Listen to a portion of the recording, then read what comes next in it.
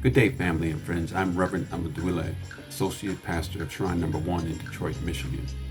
Thank you for joining me for today's devotional. I thought it appropriate during this time of stay at home to entertain the concept of patience.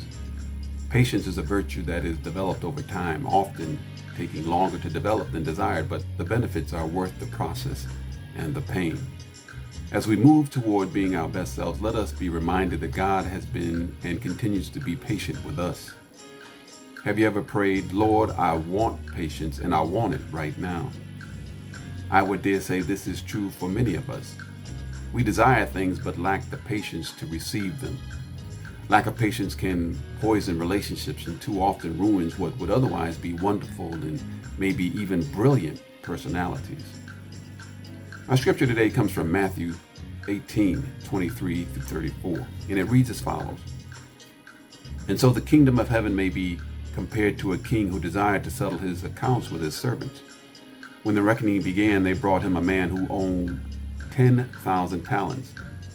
He had no means of paying, so his master gave orders that he should be sold together with his wife and children and all his possessions to meet the debt.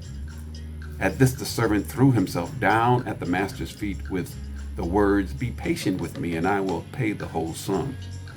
And the servant's master felt so sorry for him that he let him go and canceled the debt. Now the servant went out. He happened to meet a fellow servant who owed him 100 denarii, and he seized him by the throat and began to throttle him, saying, "Pay what you owe me." His fellow servant fell at his feet and appealed to him, saying, "Be patient with me, and I will pay you."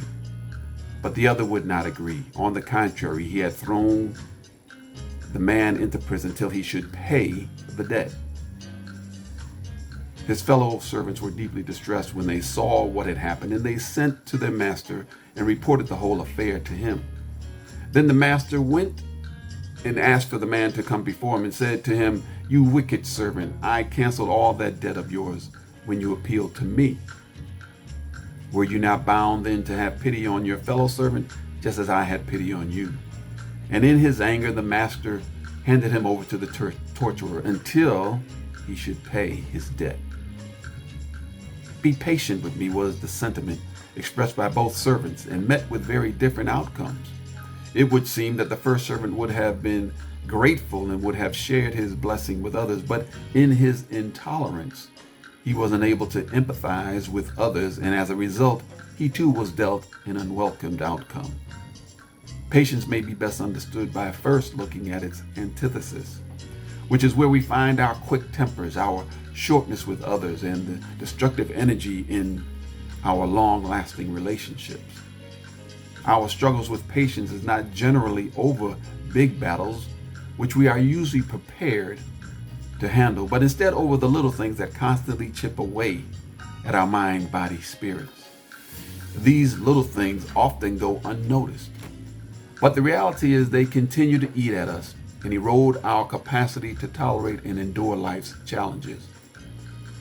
It's through patience we can develop the discipline to circumvent the small distractions that grow like weeds in our well-manicured lawn of thoughts.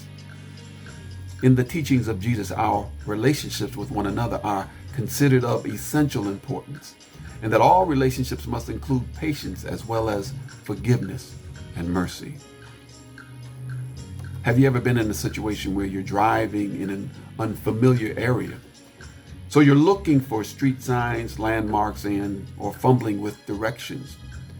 And while doing so, people are blowing their horns, making gestures at you because your driving is impeding their passing or their progress. This is a time to exercise patience.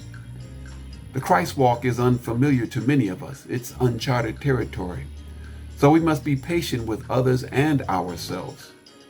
We really don't know the other's story, and so it's best not to judge lest ye be judged. Without patience, nothing that takes time could happen, including character development and the ritual harvest of a seeking spirit. Patience is a transcending kind of virtue. It's interrelated with the rules and plans of God for mature daily living that stands the test of time. In the words of wisdom, you reap what you sow. If our actions, behaviors are from rash thoughts, their consequences are laden with greater risk. Where there is careful, deliberate consideration for matters, usually we are afforded more sound results. The Chinese bamboo tree starts with planting the seed, watering it, fertilizing it. But the first year, nothing happens. The second year, watering and fertilizing it, and still nothing happens. No sign of life bursting through the earth.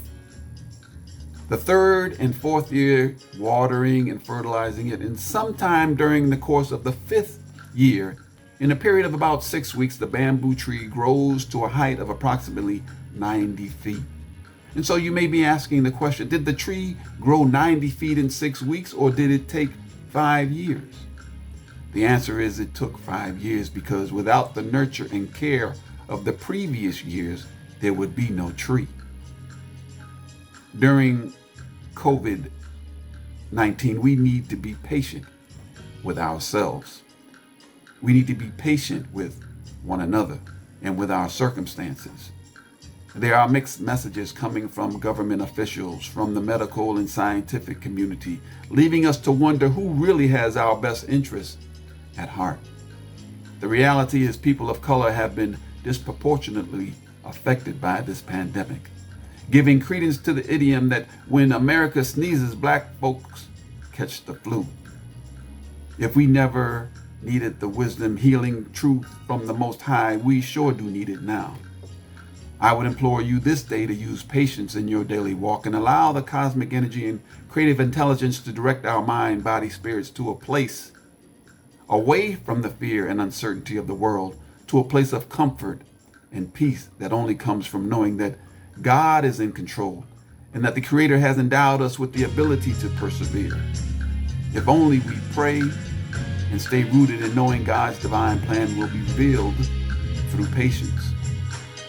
Until next time, let us continue to do the things that Nana, Big Daddy, and Auntie and the rest of them told us to do. Wash our hands and be respectful and stay prayed up. These are the things we know and can control. In parting, I pray you peace and wellness. Ashe and Amen.